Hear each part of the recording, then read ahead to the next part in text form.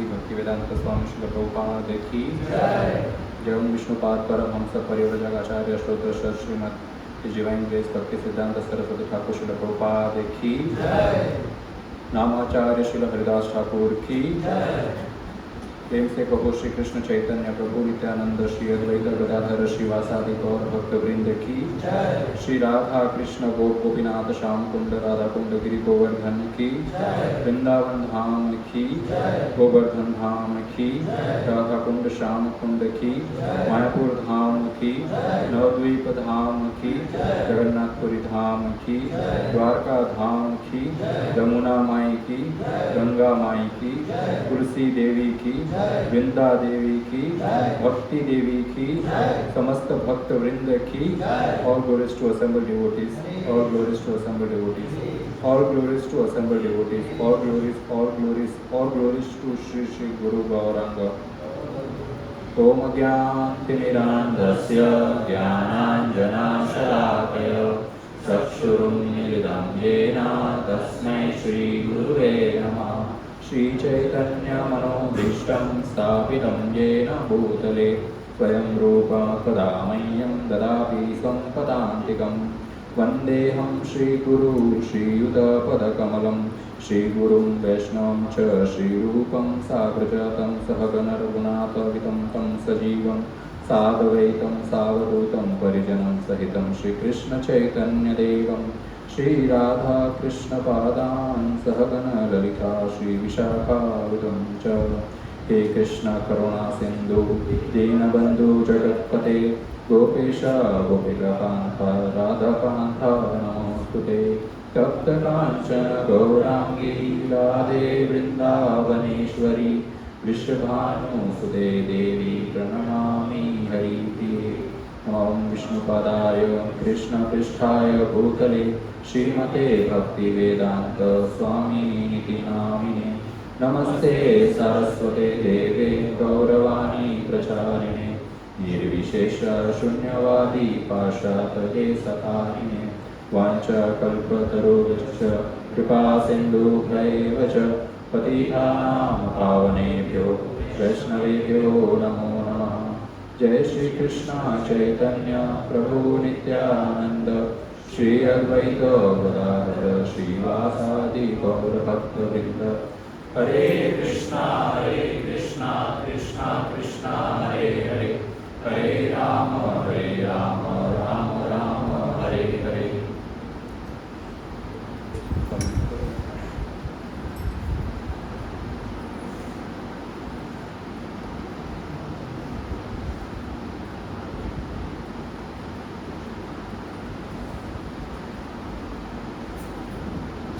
हरे कृष्णा।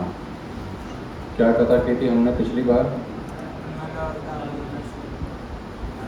नल दमयंती की कथा की थी। तो फिर जो है वहाँ पर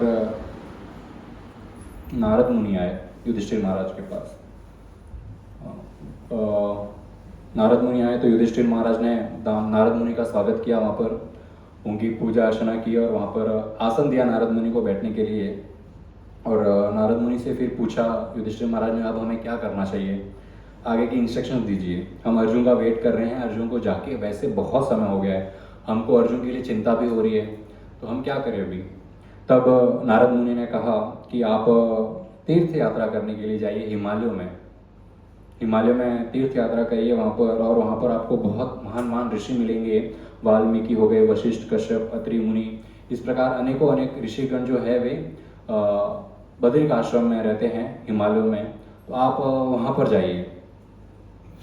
और आसान नहीं है वहाँ जाना, बड़ा कठिन रास्ता है, तीर्थ स्थान आजकल के जैसा नहीं है।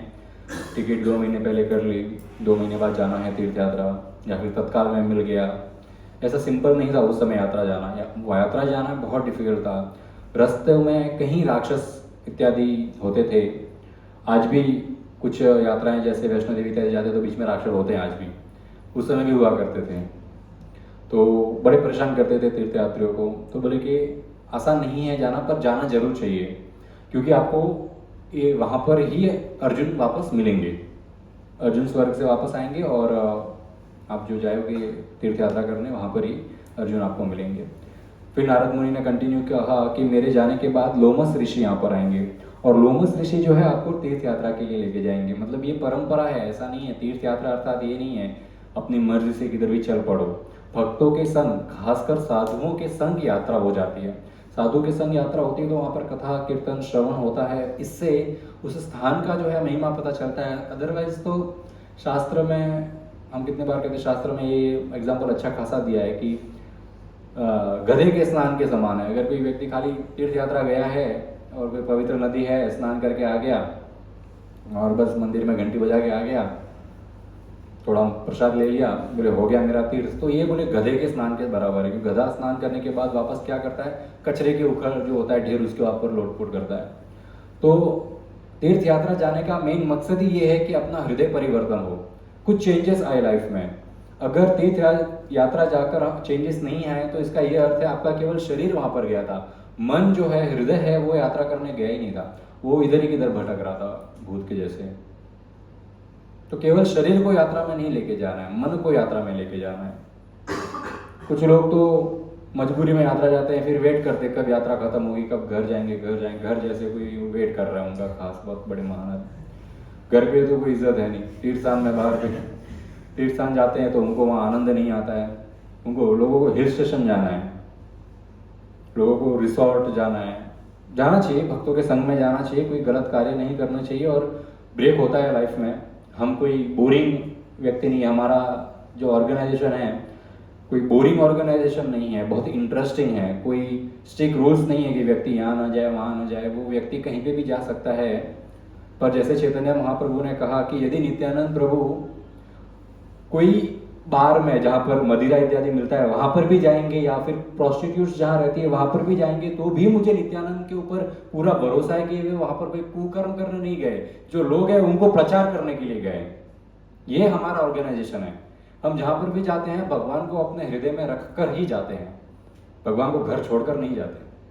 हाँ, विग्रह को घर पे रखते हैं पर वही विग्रह हृदय में बैठते हैं, हृदय में अपने विग्रह को लेकर जाते हैं। हमारी माला हमेशा साथ होती है। ये भक्ति नहीं है कि या रोज माला करते हैं तो चलो अभी कोई शादी में जा रहे हैं या फिर कोई रिसोर्ट जा रहे हैं, कोई हिल स्टेशन जा रहे हैं तो भी 3-4 दिन माला, शर्म आती वहां पर माला कर रहे। इतने जन्मों से कुकर्म करते आ रहे, उसकी शर्म नहीं आई। बाहर जाके गलत खान पान करते उसकी शर्म नहीं आती है, गलत कार्य करते उसकी शर्म नहीं आती है, और माला करते हुए शर्म आती है। बड़ा अजीब जीवन जीते हैं आजकल के लोग। तो हम यहाँ पर कह रहे हैं लोमस ऋषि के साथ बोले आप यात्रा जाएंगे। अब लोमस ऋषि, नारद मुनि के जाने के बाद वहां पर लोमस ऋषि भी आ गए। अब लोमस ऋषि आ गए तो लोमस ऋषि ने कहा कि मैं अभी अमरावती से ही आ रहा हूँ, यानी कि स्वर्ग जहाँ पर इंद्र का घर है, मैं वहां से आ रहा हूँ। और मैंने देखा, आप युधिष्ठिर महाराज को लोमस ऋषि कह रहे हैं आपके भाई जो है अर्जुन इंद्र की गद्दी पर बैठकर वहां पर एकदम एंजॉय कर रहे हैं, तो उनकी चिंता मत करो, आप ऐसे ही इधर कर रहे हो। अर्जुन कहाँ है, कैसा होगा, बोले मजे कर रहे हैं स्वर्ग में, वो तो बहुत खुश है। और इंद्र को बहुत सारे दिव्य शस्त्र भी मिल गए हैं और बहुत जल्द अर्जुन जो है वापस आने वाले हैं। यही मैं आपको बताने के लिए आपके पास आया हूँ। अर्जुन ने मेरे को वहां पर कहा था मेरे भाई सब चिंतित होंगे, आप जाके उनका मेरा न्यूज देना कि मैं बहुत जल्द वापस आने वाला हूँ। अब चलिए मैं आपको तीर्थ यात्रा करने के लिए लेके जाता हूँ। तो युधिष्ठिर महाराज जो है वहां पर सब उपस्थित ब्राह्मण थे, उनको कहा, अब हजारों ब्राह्मण थे, युधिष्ठिर महाराज अकेले नहीं थे, हजारों संख्या के उनके साथ ब्राह्मण थे। युधिष्ठिर महाराज ने कहा कि तीर्थ यात्रा बहुत डिफिकल्ट होने वाली है। जो ब्राह्मण एज या फिर किसी कारण इस तीर्थ यात्रा पर नहीं आ सकते, उनको अभी मेरा रिक्वेस्ट है कि आप वापस हस्तिनापुर चले जाइए और धृतराष्ट्र के अंडर रहिए। है कौरव नालायक, पर ब्राह्मणों की फुल सेवा होती है। धृतराष्ट्र राजा है अभी भी, तो अनादर किसी का नहीं है, सेवा सबकी सत्कार होती है। तो क्या आप धृतराष्ट्र के राज्य में जाइए, इंद्रप्रस्थ हस्तिनापुर जाइए, आप वहां पर आराम से रहिए। ये तीर्थ यात्रा आप नहीं कर पाएंगे, जो ऐसा लगता है जिसको मैं नहीं आ सकता। तो ये सुनकर बहुत सारे, अभी हजारों ऋषि है तो उसमें से बहुत सारे ऋषि जो है वे चले गए हस्तिनापुर धृतराष्ट्र के अंडर, वहां पर अपना निवास करने के लिए। फिर इन लोग यात्रा शुरू की अपने युधिष्ठिर महाराज लोमस ऋषि के साथ। तब युधिष्ठिर महाराज लोमस ऋषि को कहते हैं कि लोमस ऋषि, मेरे को एक बात समझ में नहीं आई, मैं धर्म पालन करता हूँ, लोग तो धर्म का राजा कहते हैं कि साक्षात धर्म है ये युधिष्ठिर महाराज, बोले मैं इतना धर्म पालन करता हूँ, फिर भी इतनी बुरी अवस्था में हम पांचों भाई और ये हमारी पत्नी क्यों है? जबकि मेरे भाई जो है कौरव, वो इतना पाप करते हैं, इतना गलत करते हैं, फिर भी उनको तो सब कुछ मिल गया, वो तो ऐशो आराम में जी रहे हैं। संसार में ऐसा क्यों होता है? ये बहुत कॉमन क्वेश्चन है। 5000 साल पहले युधिष्ठिर महाराज ने पूछा था, आज हर कॉलेज का लड़का पूछता है। बहुत मैसेजेस आते हैं कि मैं तो बहुत अच्छा व्यक्ति हूँ, अच्छे व्यक्ति के साथ ही गलत क्यों होता है, बाकी सब गलत है, उनके सबके साथ अच्छा हो रहा है। तो सबसे बड़ा फॉल्ट हमारे में यही है कि हम ये सोचते हैं कि मैं धर्मी हूं और बाकी अधर्मी है। युधिष्ठिर महाराज की बात नहीं हो रही है, वो तो वास्तविक धर्मी थे और कौरव अधर्मी थे। पर आजकल के लोग खुद भी अधर्मी हैं, दूसरों को अधर्मी मानते हैं और खुद को धर्मी मानते हैं। अगर हर व्यक्ति कहे कि मैं तो अच्छा हूं, मेरे साथ बुरा क्यों हो रहा है, और जो बुरे उनके साथ अच्छा क्यों हो रहा है, तो कौन है वो बुरा जिसके साथ अच्छा हो रहा है? क्योंकि हर एक व्यक्ति के हिसाब से मैं तो अच्छा हूं, तो बुरा कौन है? यहाँ पर आईने के सामने खड़े रहेंगे तो पता चलेगा बुरा कौन है। यहाँ पर युधिष्ठिर महाराज यही पूछते हैं। तब लोमश ऋषि कहते हैं कि आपको इस प्रकार नहीं सोचना चाहिए कि जो व्यक्ति पाप कर्मों से, गलत कार्यों से बहुत धन विसर्जन एकत्रित किया है और बहुत ऐशो आराम में जी रहा है पाप करके, वो अभी तो लग रहा है बहुत खुश है, पर बहुत जल्द उसका सर्वनाश होने वाला है। हमको भी लगता है कि लोग इतना गलत कार्य करते हैं, इतना पाप करते हैं, यदि फिर भी वो ऐशो आराम में जी रहे हैं, और हम तो रोज मंदिर आते, कथा सुनते, माला करते, फिर भी जीवन में कुछ अच्छा नहीं हो रहा है। तो यहाँ पर लोमश ऋषि कहते हैं कि जो धर्म के रास्ते पर चल रहा है, उसके साथ शुरुआत में तो शायद गलत हो सकता है, पर उसका भविष्य सबसे उत्तम होने वाला है। और जो अधर्म के रास्ते पर आज चल रहा है, पर दिख रहा है बहुत खुश, वो बहुत जल्द नरक को प्राप्त होने वाला है। तो हमें स्मॉल पिक्चर नहीं देखना है कि अभी क्या चल रहा है, बिगर पिक्चर देखना है। हायर विजन होना चाहिए हमारा कि भविष्य में क्या होने वाला है। धर्म के रास्ते पर आज चल रहा हूं, मेरा भविष्य कैसे होने वाला है।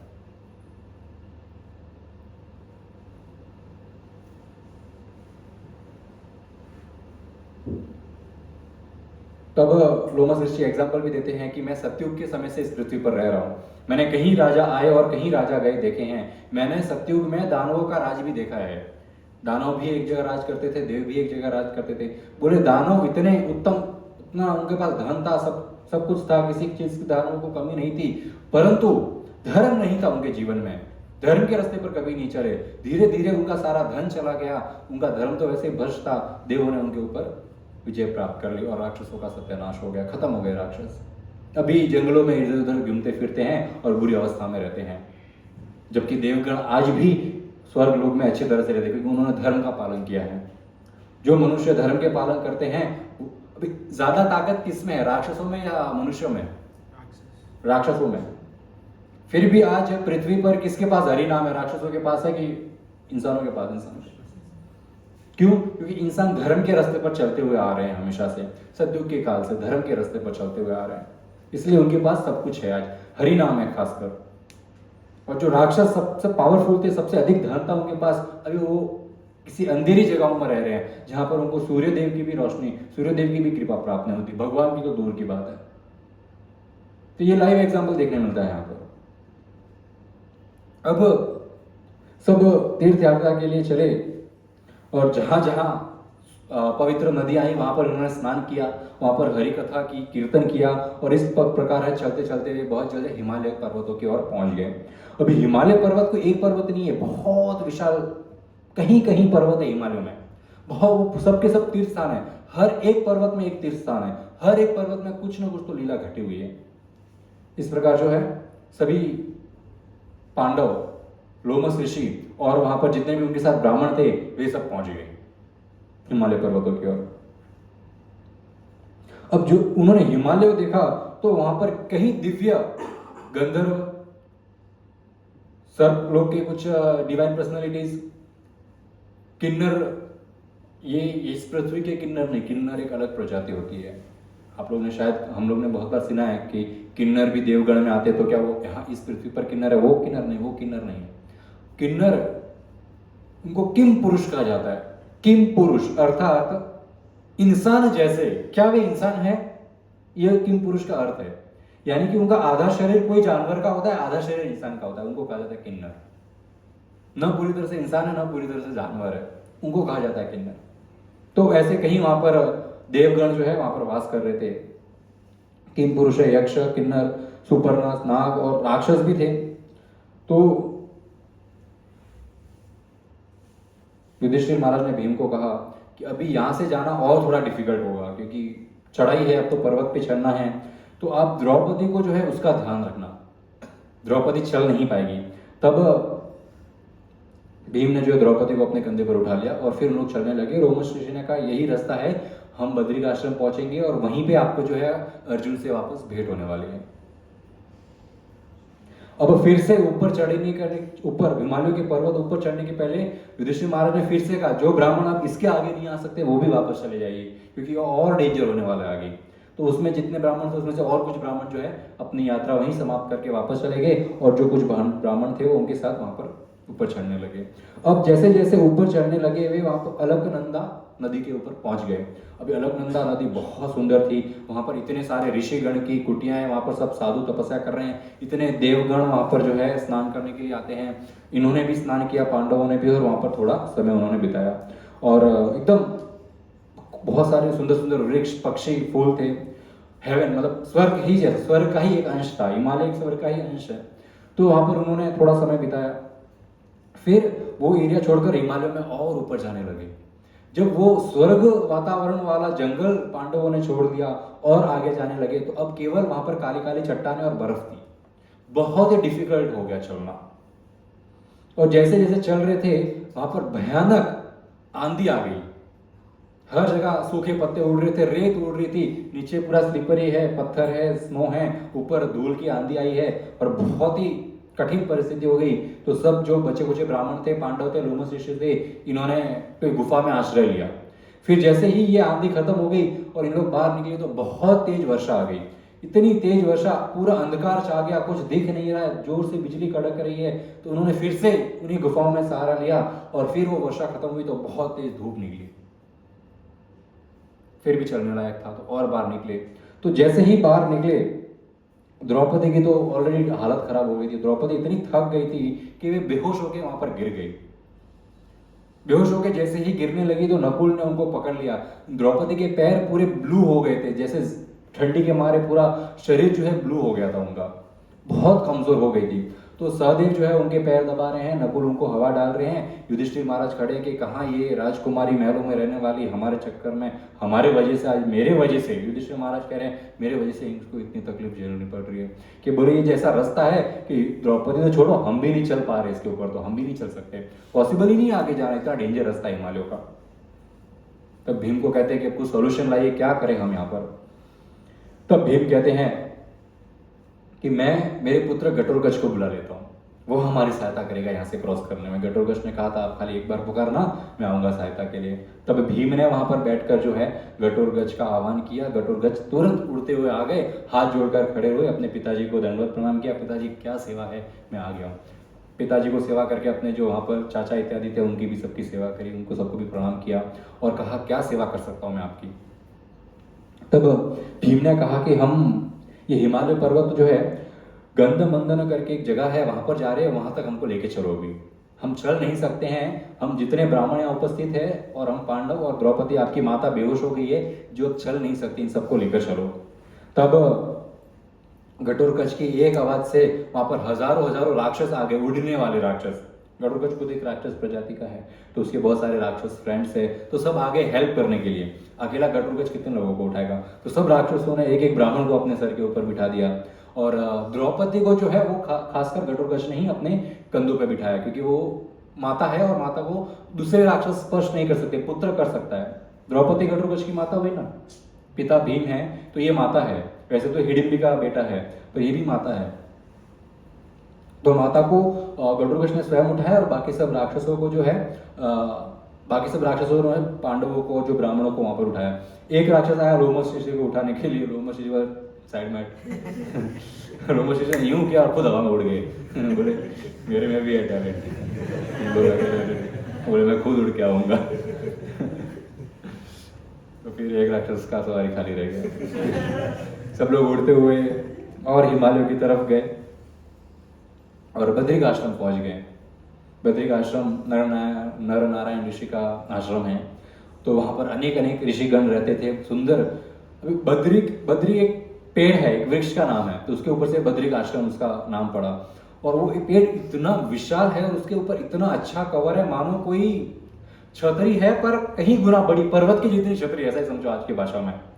तो इतने सुंदर सुंदर वहाँ पर वृक्ष है, और वहाँ पर सुंदर स्नान करने के लिए झरने, नदियाँ हैं, और ऋषिगण वहाँ पर रहते हैं। तब भीम ने ये राक्षसों और घटोत्कच को कहा कि जब तक हम फर्दर नहीं जाते तब तक आप रहिए यहाँ पर हमारे साथ, जब तक अर्जुन नहीं आ जाते, जब तक रिटर्न भी छोड़ने तो आना है, रिटर्न टिकट खरीदी है, वन टाइम की थोड़ी है ये रिटर्न भी तो छोड़ना पड़ेगा, तो फिर तब तक आप लोग इधर रहिए। तो सब लोग ने वहाँ पर ही फिर अपना स्थान किया। सब ऋषिगण स्वागत करने के लिए आए पांडवों के। अब वहां पर सब रहकर जो है अर्जुन का इंतजार करने लगे, बोले कि बद्रिक आश्रम में अर्जुन स्वर्गलोक से आएंगे, मतलब स्वर्गलोक का रास्ता इधर नजदीक से ही है, ज्यादा दूर नहीं है बद्रिक आश्रम से। गया कोई बद्रिक आश्रम? अरे वाह, तो क्या सुंदर जगह है ना, जाना चाहिए। हम कभी बद्रिक आश्रम की यात्रा नहीं करनी चाहिए। नैमिषारण्य कोई गया है? नैमिषारण्य पता है क्या है? जहां पर साक्षात सुखदेव गोस्वामी ने परीक्षित महाराज को 7 दिन और 7 रात तक भागवत कथा सुनाई थी, वो नैमिषारण्य। वहां पर हम जा रहे हैं अगले साल, मई मंथ में यात्रा है, सिर्फ बॉयज के लिए, नो गर्ल्स अलाउड, क्योंकि वहां पर कोई घटोत्कच नहीं आएगा उठाने के लिए तो खाली हम ही जा रहे हैं, जेंट्स लोग। तो आप सब लोग को विनती है, आप सब लोग जरूर आइए हमारी इस यात्रा में, अपने फ्रेंड्स को भी लेकर आइए, बहुत सुंदर जगह होगी। अब बहुत सुंदर, बहुत अच्छे वातावरण में पांडव, द्रौपदी, जो बच्चे कुचे ब्राह्मण साथ आए थे वो, लोमस ऋषि और घटोत्कच एंड कंपनी, सब लोग वहाँ पर ही, पूरी घटोत्कच सेना वहाँ पर थी, सब लोग आनंद से जी रहे थे। इस प्रकार 6 दिन बीत गए। एक दिन द्रौपदी ऐसे ही बैठी थी और ऊपर से कोई उड़ता हुआ कमल आया और द्रौपदी के चरणों में गिर गया। अब ये कमल 1000 पंखुड़ी वाला सोने का कमल था, गोल्डन लोटस विथ 1000 पेटल्स। बीच में कोई वीडियो आया था कहीं चाइना का, वहां पर ऐसे कमल उगते हैं, हजारों पंखुड़ियां होती है उसमें, इतना सुंदर दिखता है, इतना विशाल कमल होता है। फर्स्ट टाइम देखा था मैं वीडियो में। तो ऐसा ही सेम कमल, पिंक की जगह वो था गोल्डन कलर का, और इतनी सुंदर उसमें से खुशबू आ रही थी। द्रौपदी ने जब वो कमल उठाया इतनी खुश हो गई, द्रौपदी ने कहा भीम ये देखो इतना सुंदर कमल है। अब भीम मेरी ये इच्छा है ऐसे और कमल हो, ताकि मैं आप सबको भी दूं, कृष्ण को भी दूं, और वापस अपने साथ काम्य का वन हम वापस रहने के लिए जाएंगे, अर्जुन आने के बाद, वनवास जब तक खत्म नहीं होता, वहां पर भी लेके जाऊंगी, अपनी कुटियाओं में सजाऊंगी। मुझे बहुत सारे कमल ला के दो अभी ऐसे, केवल आप ही कर सकते हो और कोई नहीं कर सकता। अब भीम ने देखा कि देखो, मतलब बेचारी ने आज तक तो कुछ मांगा नहीं है हमारे पास, इतनी तपस्या से हमारे साथ झेल रही है तपस्या, इतना तकलीफ है, मांग के भी सिर्फ फूल मांगा, अगर ये भी ना दे पाऊँ तो लानत है मेरी, सब बाइसेप ट्राइसेप पे मेरी लानत है, क्या काम की ऐसी एनर्जी, अगर फूल तोड़ के ना ला के दे सकूँ। मतलब द्रौपदी के लिए कुछ भी, 5 पांडव रेडी है उनकी सेवा करने के लिए। बोले मैं अब भी जाता हूँ और ढूंढ के लाता हूँ कि ये लोटस कहाँ से आया है, कौन से तालाब में ऐसे लोटस उगते हैं, हर जगह नहीं उगते, रेयर है बहुत।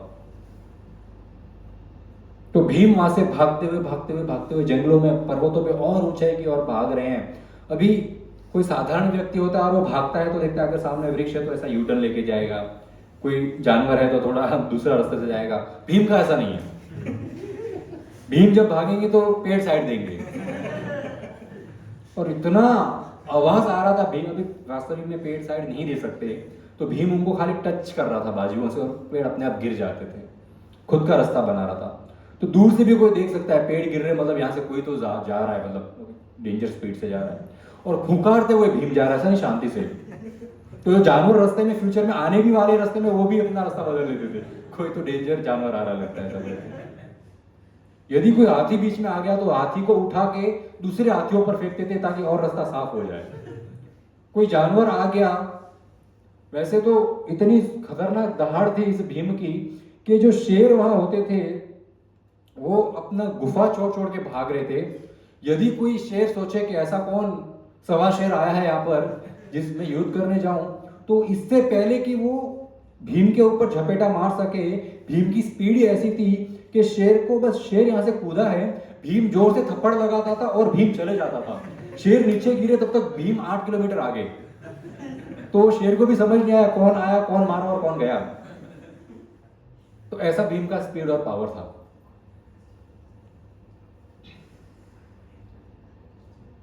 अब भीम ने फिर देखा एक जगह है जहां से पक्षी उड़ के बाहर आ रहे हैं, तो भीम ने सोचा वहां पर कोई तालाब होगा, क्योंकि पक्षी पानी पीने गए हैं और ये आवाज़ सुनकर अब उड़ गए हैं, मतलब वहाँ पर ये पक्षी विश्राम कर रहे थे। तालाब के किनारे पर पक्षी ज़्यादा रहते हैं। तो इस तरह भीम ने अपना दिमाग लगाया और एक तालाब के वहाँ पहुँचा। तो तालाब में बहुत सारे कमल थे, तो तालाब में कूदा भी, स्नान किया, पानी पिया, रेस्ट लिया। फिर बाहर आया जहाँ पर तालाब ज़्यादा थे, पांच कमल जहाँ पर ज़्यादा थे, वो कमल तोड़े तो देखे तो रेगुलर कमल थे, पिंक वाले थे, गोल्डन नहीं थे। Time waste. वहाँ से फिर से भागना शुरू किया। अब जैसे भीम भाग रहा था तो दूर से किसी ने भीम की आवाज़ सुनी। इतना कौन जोर से चिल्लम चिल्ली कर रहा है जंगल में। तो जिसने वो आवाज़ सुनी भीम की, उसने भी जोर से चिल्लाया। तो भीम का ध्यान भटका, बोले इतना जोर से कौन चिल्ला रहा है। तो भीम उस दिशा में भागे। भीम उस दिशा में भागे तो वहां पर एक विशाल, एकदम भीम का है, ये तो भीम है और वो भीम का है, मतलब विशाल बंदर सोया हुआ था, बूढ़ा बंदर, बहुत लंबी पूंछ है और विशाल लंबा टेका लेके सोया है। तो भीम जोर से चिल्लाने लगा, बोले तुच्छ बंदर, रास्ते में सोया है। तो बंदर ने धीरे से आंख खोले। बंदर ने बोला चिल्ला क्यों रहे हो, एकदम प्यार से, लेजी। महाभारत में लिखा ये बंदर बहुत आलसी था। बोले अपने आलस से भरी आवाज में बंदर ने बोला कहां से आए हो, कहां जा रहे हो और कौन हो तुम। तब भीम ने कहा कि मैं भीमसेन हूं, कुरु डायनेस्टी से हूं, वनवास में हूं और कमल की खोज में हूं। आप रास्ते में बैठे हो, अपना पूंछ हटाइए, मेरे को यहां से जाना है। तो बंदर कहता है इंसान हो मतलब धर्म पालन करते होंगे, पर आप जरूर अधर्मी हैं भीम। एक बुजुर्ग जानवर को इस प्रकार आप बदतमीजी से बात कर रहे हो, आप धर्म का पालन नहीं करते। लगता है आपके भाई युधिष्ठिर सिर्फ नाम के धर्म के राजा है, आप में तो लक्षण नहीं दिख रहे उनके भाई होने के तो बिल्कुल भी। भीम को बड़ा गुस्सा आया। भीम ने कहा कि मैं रिक्वेस्ट नहीं कर रहा हूं, पूछ हटाइए मेरे को जाना है, मैं ऑर्डर कर रहा हूं, पूछ हटाइए मेरे को जाना है। बूढ़ा हूं मैं तो, पूछ तो उठ नहीं सकती, आप में हिम्मत है तो उठा के साइड में रख दो और चले जाओ। पर एक वार्निंग देता हूं, ये पूंछ के पार जो रास्ता ऊपर जा रहा है ये स्वर्ग लोग जा रहा है, बड़ी डेंजर पहरेदारी है वहां पर, जिंदा नहीं बचोगे। ये पूंछ के उस पार जाओगे तो मर जाओगे। इंसान ऐसे कोई भी नहीं जा सकता, बड़ी तपस्या लगती है जाने के लिए। मैं तो सजेस्ट करता हूँ यहाँ से वापस चले जाओ। अब भीम को बड़ा गुस्सा आया, बोले ये बंदर ने अभी तक मेरी पावर देखी नहीं है। भीम ने कहा रुको, अभी तुम्हारी पूंछ उठा के तुमको घुमा के मैं तो स्वर्ग जाऊंगा, तुमको यमपुरी भेजता हूँ मैं घुमा घुमा के। बुजुर्ग बंदर बोलते हाँ थोड़े दिन में तो वैसे ही जाना ही है, आप ही भेज दो और आसानी से चला जाऊंगा। तो भीम एक हाथ से पूंछ पकड़ता है, पूंछ का बाल भी नहीं हिलता वहां से, पूंछ तो दूर की बात है। भीम थोड़ा शर्म अरे अभी तो बड़ी ढींडे मारी थी, वैसे राक्षस को मैंने मारा है, ये क्या है, ये बंदर की पूंछ नहीं उठ रही। बंदर कहता है कोई बात नहीं, दो हाथ से ट्राई करो, थक गए होंगे आप भी इतना दूर से आए। तो भीम दो हाथ से उठा, पूंछ वहां की वहां हिल नहीं रही है। तो भीम बोलता है कि आप है कौन, क्या आप कोई देव है जो बंदर के रूप में आए, क्या आप कोई राक्षस है यहाँ पर बंदर के रूप में सोए हैं, आप कोई साधारण बंदर तो नहीं है, ये तो पक्का हो गया, जरा अपने बारे में मुझे बताइए। और भीम बोलता है देखो आपने मेरे को अधर्मी कहा था, पर मैं धर्मी हूं, मैं चाहता तो पूंछ के ऊपर से कूद के भी जा सकता हूं, पूंछ हटाने की क्या आवश्यकता है, पर क्योंकि मैं युधिष्ठिर महाराज का भाई हूं, मैं धर्म का पालन करता हूं, किसी जीव के ऊपर से कूद के नहीं जा सकता मैं। हम मारवाड़ी में ऐसा, पता नहीं दूसरे में तो है नहीं, मारवाड़ी में बहुत फेमस है, कोई किसी के ऊपर से चल नहीं सकता। तो बचपन से हमको सिखाया जाता है ऐसे ताकि वो चले ना, ऐसे कहते हैं कि अगर ऊपर से चले किसी से तो उसकी हाइट नहीं बढ़ेगी, तो वो हाइट न बढ़ने के डर से बच्चे ऊपर से नहीं चलते। वास्तविक कारण ये नहीं है, वास्तविक कारण भीम बताते हैं कि किसी भी जीव को किसी जीव के ऊपर से नहीं जाना चाहिए, क्योंकि हर जीव के अंदर परमात्मा बसते हैं। किसी के ऊपर से जाना अर्थात साक्षात भगवान को लाद के जाना है, बहुत बड़ा पाप है। अब ये बच्चों को सिखाएंगे तो बच्चे नहीं समझेंगे, पर हाइट नहीं बढ़ेगी बोलेंगे तो बच्चे डरते हैं, रोते हैं। तो बोलते मैं आपके ऊपर से तो नहीं जाऊंगा, यही मेरा धर्म है, आपने मेरा धर्म देख लिया, क्योंकि आपके अंदर भगवान बसे हुए हर जीव के अंदर। अभी आप रिक्वेस्ट करता हूं, आप बताइए कि आप कौन है? कहीं आप हनुमान तो नहीं है? बूढ़ा व्यक्ति बोला कौन है ये हनुमान, जरा डिस्क्रिप्शन दीजिए, फिर मालूम पड़े मैं हूं कि नहीं हनुमान। बताइए हनुमान के बारे में। भीम कहते अरे हनुमान मेरे भाई है। भीम के कैसे भाई हुए हनुमान? पवन पुत्र, भीम भी पवन पुत्र है। तो बोले पवन पुत्र हनुमान जो है वो मेरे भाई, और मैं भी पवन देव का ही पुत्र हूँ, उनका ही अंश हूँ मैं भी। तो वो मेरे भाई और बहुत पावरफुल है, वो बहुत बुद्धिमान है। बोले एक छलांग में वो भारत से लंका चले गए थे, सीता मैया की खोज की थी उन्होंने। प्रभु श्री राम के सेवक है, प्रभु श्री राम के भक्त है, उनके साथ मिलकर रावण से युद्ध किया था। वो मेरे भाई है, कहीं आप हनुमान तो नहीं है? क्योंकि मैं वार्निंग दे देता हूं, मैं हनुमान जितना पावरफुल हूं। भीम बोल रहे बंदर में, मेरे भाई हनुमान है, मैं उनके जितना पावरफुल हूं, खुद उठा लो पूछ अभी। भीम तो नहीं उठा पाए अभी, तो अभी बोल रहे आप उठा लो। अब कुछ दाल नहीं गली और उस बंदर की जो पावर देखी तो थोड़ा भीम को शर्म आया और उनको रियलाइज हुआ कि ये कोई साधारण बंदर तो है नहीं। फाइनली भीम ने हाथ जोड़े और रिक्वेस्ट कहा कि आप बताइए आप कौन है। ये मेरे को समझ नहीं आ रहा है कि ये बंदर इतना पावरफुल कैसे हो सकता है। तब वो बंदर कहता है कि मैं ही हनुमान हूँ, मैं ही पवन पुत्र हनुमान हूँ। और भीम जब सुनते हैं कि उनके भाई है साक्षात तो हनुमान, तब भीम के आंखों से आंसू आ जाते हैं और आलिंगन करते हैं हनुमान का। तब हनुमान बैठते हैं वहाँ पर और भीम रिक्वेस्ट करते हैं मुझे रामायण सुनाइए। कितना अच्छा है ना, परफेक्ट व्यक्ति से रामायण सुन रहे, किसी साक्षात हनुमान से रामायण सुनना कितना अनेक लेवल होगा। बोले रामायण सुना, हनुमान जी रामायण सुनाएंगे। यदि महाभारत सुननी है तो सोचो द्रौपदी के मुख से सुनने मिलेगा महाभारत, तो अर्जुन के मुख से राम महाभारत साक्षात सुनने मिले। तो अगर कृष्ण लीला सुननी है साक्षात, यशोदा मैया नंद बाबा अगर कृष्ण लीला पूरी सुनाए तो, उद्धव अगर कृष्ण लीला सुनाए तो, विदुर अगर कृष्ण लीला सुनाए तो, साक्षात हनुमान जी यहाँ पर जो रामायण सुना रहे हैं, पूरी रामायण सुनाए डिटेल में। और भीम ने जब ये रामायण सुनी, रामायण अंत हुई तो भीम की आंखों में बहुत आंसू थे। बोले आपकी भक्ति को नमन है, कितनी सुंदर आपने भक्ति की है। अब हनुमान से कहते हैं मेरा एक रिक्वेस्ट है आपसे। बोले क्या रिक्वेस्ट है? आपका वो ओरिजिनल रूप बताइए ना, जो आप कूदे थे ना भारत से लंका, तो आपका एक ओरिजिनल बड़ा रूप था वो बताइए, वो देखना है मेरे को, इच्छा है विशाल रूप हनुमान का। तब हनुमान बोलते कि ये द्वापर खत्म होने आया, कलयुग आ रहा है, ये टाइम वो रूप दिखाने का है ही नहीं। वो रूप द्वापर में चला था, उस समय लोगों की हाइट वैसे हुआ करती थी कि इस रूप का लोग आस्वादन कर सकते थे।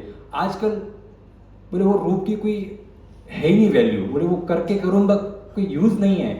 हनुमान जी लिटरली कहते हैं अर्जुन को कि मतलब आप ऐसी चीज मांग रहे हो जो मतलब नेसेसरी है ही नहीं, कुछ नेसेसरी चीज बोलो कि ऐसा कुछ करो जिसमें हम सबका फायदा हो। विशाल का रूप देख के क्या करोगे? वो भी मेरा ऐसा नहीं कि अर्जुन कृष्ण का रूप देखे तो अलग बात है, पूरा विराट रूप देखा था भगवान का वो अलग है। बोले हनुमान का विराट रूप देख के बोले क्या करोगे? कुछ उत्तम मांगो। तो अर्जुन बोलते कि अच्छा आप बोल रहे हो कि अलग अलग युगों में ये सब काम आते, तो मुझे अलग युगों में बारे में बताइए, सतयुग के बारे में बताइए, द्वापर के बारे में बताइए।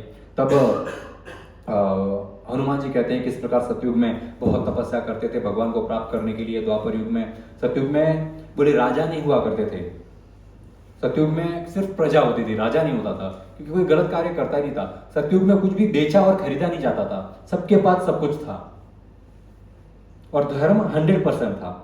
पर जैसे ही द्वापर आया तो 25% धर्म खत्म हो गया, 25% लोग खराब हो गए, 75% अच्छे हैं। क्योंकि 25% लोग खराब थे इसीलिए राजा बनना पड़ा लोग किसी को, तो ताकि जो 75% है उनको कंट्रोल कर सके। तो ये फर्क है बुरे व्यक्ति में, अच्छे व्यक्ति में। अच्छे व्यक्ति को कंट्रोल करने की आवश्यकता नहीं है। अगर 1000 अच्छे व्यक्ति और 10 बुरे व्यक्ति है तो वो 10 बुरे व्यक्तियों को कंट्रोल करने के लिए पावर चाहिए, वो 1000 अच्छे व्यक्तियों को कंट्रोल करने के लिए आवश्यकता नहीं है। तो ये डिसाइड करना हमको क्या बनना है। तब राजा महाराजा बनने द्वापर युग में शुरू हुए और भगवान ने वहां पर यज्ञ पुरुष अवतार लिया। यहाँ पे भगवान ने सबको बताया यज्ञ क्यों करना चाहिए। राम अवतार जो है द्वापर, सॉरी मैं द्वापर बोल रहा हूँ, त्रेता युग का, सत्या के बाद त्रेता युग आया, तब 25% खत्म हो गया था। उस समय भगवान ने जो है यज्ञ के बारे में महिमा बताने के लिए अवतार लिया। भगवान का युग अवतार होता है, वो राम अवतार अलग है, युग अवतार अलग है। राम अवतार हर त्रेता युग में नहीं होता, कभी कभार राम भगवान आते हैं, ये लीला अवतार होती है। राम अवतार, कृष्ण चैतन्य महाप्रभु हुए, नरसिंह वर, ये युग अवतार नहीं है, ये लीला अवतार है। भगवान लीला अपनी मर्जी से स्वेच्छा से लीला करने के लिए आते हैं। हर त्रेता युग में राम नहीं आते। नॉर्मल सा भगवान का कोई अवतार होता है जो सबको बताते कि यज्ञ करिए, very good, done, bye bye, बस यही काम। वहां पर कोई राक्षसों को मारना, बड़ी बड़ी लीलाएं, वो सब नहीं होती है भगवान के दूसरे अवतारों में। केवल लीला अवतार ऐसा है जिसमें हम वास्तविक भगवान के प्रेम का आस्वादन कर सकते हैं। फिर हनुमान जी के द्वापर युग आया तो और 25% कम हो गया, मतलब अभी 50% धर्म ही बचा द्वापर युग में, 50% खत्म हो गया। और कलयुग में पूरा 50% खत्म हो जाएगा, कुछ भी नहीं बचेगा वहां पर। हनुमान जी बड़े खुश हो गए ये सुनकर। हनुमान जी, भीम बड़े खुश हो गए हनुमान जी से ये सब सुनकर। फिर बोलते भीम बोलते हैं हनुमान जी को, हनुमान जी एक आखिरी इच्छा है, प्लीज मेरे को रूप दिखा दीजिए। अब इतना कुछ बताया धर्म के बारे में, युगों के बारे में, पर उसका मन उधर ही अटका है, प्लीज रूप दिखा दीजिए। बोले ठीक है। तब हनुमान जी एकदम विराट विशाल रूप अपना बनाते हैं, एकदम बहुत सारे मुख होते हैं हनुमान जी के भी, और इतना ही बनाते हैं जितना भीम देख सके। फिर हनुमान कहते हैं भीम को कि ये तो बहुत तुच्छ है, बहुत छोटा सा रूप मैंने दिखाया है, मैं अनलिमिटेड बड़ा हो सकता हूँ, पूरे ब्रह्मांड में ना समाऊं इतना विशालकाय मैं हो सकता हूँ, पर आप देख नहीं पाओगे उसको, कोई नहीं देख सकता उसको। हम आप इस युग में किसी की आंखें नहीं है इतना विशाल रूप देखने की, इसलिए जितना द्वापर युग के एंड में तुम देख सकते हो भीम, उतना देख लो, यही मेरा रूप है। अब भीम बोले I am satisfied, thank you so much. फिर भीम बोलते एक और क्वेश्चन है। बोले क्या? भीम बोलते अगर आप इतने पावरफुल हो, आपने रावण को तुरंत मार देते और सीता को लेके आ जाते, आप खाली हाथ वापस क्यों आए? रामायण सुन के मेरा ये क्वेश्चन आया। भीम बोलते तो हनुमान बोलते कि हाँ, कि कोई बड़ी बात नहीं है, रावण को तो मैंने ऐसे ही बहुत बार मारा हुआ है। बोले मैं तो क्या, ये बोले वाली सुग्रीव ऐसे बाजू में पकड़ के रावण को चलते थे, बोले इन लोग इतने पावरफुल थे कि मैं तो दूर की बात। पर कि यदि मैं मार देता और वहां से आ जाता तो मेरे प्रभु श्री राम का गुणगान कौन गाता? भगवान ने अवतार इसे लिया है ताकि लोग भगवान का प्रेम, भगवान की शक्ति, भगवान का ऐश्वर्य, भगवान की गुण लीला रूप को सुनकर उसका श्रवण कर कर अंदर से पवित्र होकर वापस भगवत धाम जा सके। इसलिए भगवान लीला अवतार करते हैं। राक्षसों को मारना तो साइड का काम है, कोई इंपॉर्टेंट काम वो नहीं है कि भगवान ने अवतार लिया राक्षस को मारने, सब ठीक है, वो तो वैसे ही मरते रहते हैं। ये हनुमान जैसे भक्त ऐसे आके राक्षस को मार सकते हैं, भगवान क्यों आते हैं? भक्तों के साथ मिलाया करने के लिए। बोले वो राम, प्रभु श्री राम ये लीला कर सके इसलिए मैंने कुछ नहीं किया, मैं सिर्फ सेवक था वहां पर। अब हनुमान बोलते हैं कोई आखिरी इच्छा मांगो, आपको जो देखना था सुनना था सुन लिया, अभी क्या चाहिए वरदान में, आपको क्या चाहिए वो मांगिए। अगर आप कहें तो मैं तुरंत हस्तिनापुर जाता हूँ और कौरवों का पाउडर बना के लेके आता हूँ मैं। बोले युधिष्ठिर और ये इन सब दुर्योधन और दुशासन, इनका सबका पाउडर बना देता हूँ मैं। भीम बोलते नहीं उसकी जरूरत तो नहीं है। तो बोले बंदी बना कर इधर लेके आता हूँ, अभी खाली 2 मिनट दो, कूद के जाऊंगा और वो धृतराष्ट्र और उसके सारे बच्चों को ऐसे बांध के लेके आऊंगा यहाँ पर तुम्हारे सामने, खाली ऑर्डर दो। भीम बोलता है नहीं, वो हम करेंगे वो हम करेंगे। बोले हमारा भी थोड़ा महिमा होना चाहिए, आप कर लेंगे तो कैसे चलेगा। युधिष्ठिर महाराज अर्जुन मारेंगे, अर्जुन इतना 5 साल बेचारा तपस्या किया उधर, अपना पुरुषत्व भी खो दिया है कि कौरवों को मारने के लिए, अभी आप ऐसे कर दो तो हमारा सब वेस्ट हो जाएगा। बोले आप हनुमान जी एक ही रिक्वेस्ट है, आप युद्ध में आ जाना हमारे साथ, हमारे साइड से लड़ना तो मजा आएगा। हनुमान बोले कि एक ही बात है, अगर मैं युद्ध में आ गया तो 1 मिनट में सब खत्म हो जाएगा, और उस युद्ध में मेरे प्रभु श्री राम भी तो होने वाले कृष्ण के रूप में, फिर मैं कैसे वहां पर सबको मार दूं? जो करेंगे वो तो कृष्ण ही करेंगे। तो बोले आप कुछ तो करना। बोले हाँ मैं आता हूँ, काम करता हूँ, मैं झंडा बन के आऊंगा और अर्जुन की रथ के ऊपर बैठूंगा। बोले उससे क्या होगा? झंडा लगा, इतना पावर है, और पावर को कोई सही जगह इस्तेमाल करना चाहिए झंडा बन के। बोले कि वो साधारण झंडा नहीं है, जब हवा चलेगी और वो झंडा ऐसे लहराएगा, उसमें से इतनी भयानक आवाज आएगी कि कौरव वहीं पे डर जाएंगे, युद्ध करने से पहले कौरव डर जाएंगे। बोले झंडा जिसका इतना आवाज कर रहा है तो ये कौरव पांडव क्या करने वाले हमारे साथ? बोले मैं सिर्फ डराने आऊंगा और कुछ नहीं करूँ। ठीक है वो भी चलेगा। एक और आखिरी इच्छा हनुमान बोले, भाई का यही है, खत्म ही नहीं होती डिजायर। बोले क्या इच्छा है? बोले मैं कमल, ये लोटस है, ये गोल्डन लोटस 1000 पेटल वाला, ये कहाँ मिलेगा बता दो ना, मेरे को ये चाहिए द्रौपदी के लिए। तो हनुमान जी बोलते हैं हाँ ठीक है।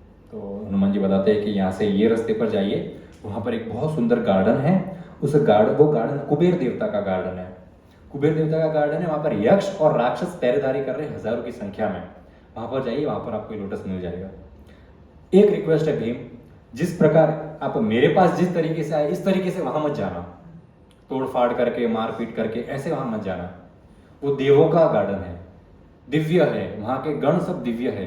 कुबेर को और राक्षसों के साथ गुस्सा दिला के जबरदस्ती लोटस मत लेना, प्रेम से मांगना, वो दे देंगे प्रेम से। भीम बोलते ठीक है। फिर अलविदा लेते हैं। भीम और हनुमान एक दूसरे को आलिंगन करते हैं और हनुमान आंखों में अश्रु भरते हुए, मेरे को बहुत अच्छा लगा मेरे भाई से फर्स्ट टाइम मिलकर, और अभी आप चाहिए यहाँ से। हनुमान जी अपने रास्ते, भीम अपने रास्ते। हनुमान जी गए और भीम भूल गए क्या बोला था हनुमान ने, तोड़ फाड़ नहीं करना है। भीम भागते हुए गए वो गार्डन की ओर और एकदम फटाफट वहां पहुंच गए। तो देखा इतना सुंदर एक बगीचा है, सौगंधिका उस गार्डन का नाम था। इतना सुंदर है सौगंधिका, सुगंधी अद्भुत आ रही है वहां पर। और देखा बहुत बड़ा तालाब है, उसमें ये गोल्डन लोटस उगे हुआ, इतने पंछी वगैरह है, परंतु इसको पूरा पहरेदारी कौन करे? यक्ष और राक्षस हजारों की संख्या में। अब ये जाते हैं, जैसे ही तालाब की तरफ जाते हैं तो सब राक्षस अपना भाला लेकर वहां पर आ जाते हैं। बोलते कौन हो तुम और यहाँ पर क्यों आए हो? भीम कहते मैं भीमसेन हूं, कमल लेने आया हूं मेरी पत्नी के लिए। तो वो राक्षस बोलते हैं कि ये मनुष्यों के लिए नहीं है, ये तालाब, ये गार्डन सिर्फ देवताओं गण, दिव्य गणों के लिए, आप जैसे मनुष्यों के लिए नहीं है। आपसे रिक्वेस्ट करते हैं आप यहां से चले जाइए।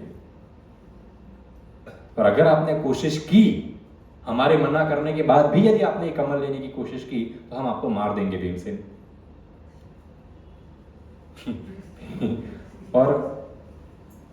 और फिर भी आपको इच्छा है कमल लेने की, तो आप जाइए कुबेर देवता का परमिशन लेके आइए। परमिशन लेटर हुआ तो एंट्री मिलेगी, लोटस मिलेंगे, परमिशन लेटर चाहिए हमको।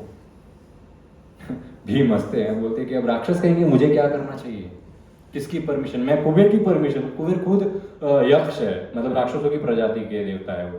तो बोले मैं राक्षसों का इजाजत लूंगा? मैं जरा पूछना पुराने वाले राक्षसों को मैंने क्या हाल किया उनका।